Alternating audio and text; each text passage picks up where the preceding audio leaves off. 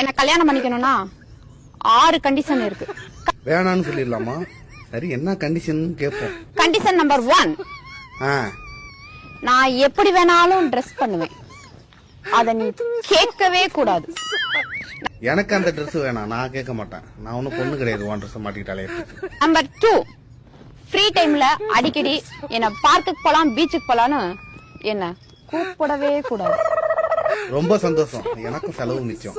Number 3, நமக்கு குழந்தை பிறந்துச்சுன்னா அந்த குழந்தையும் நீதான் பாத்துக்கணும்.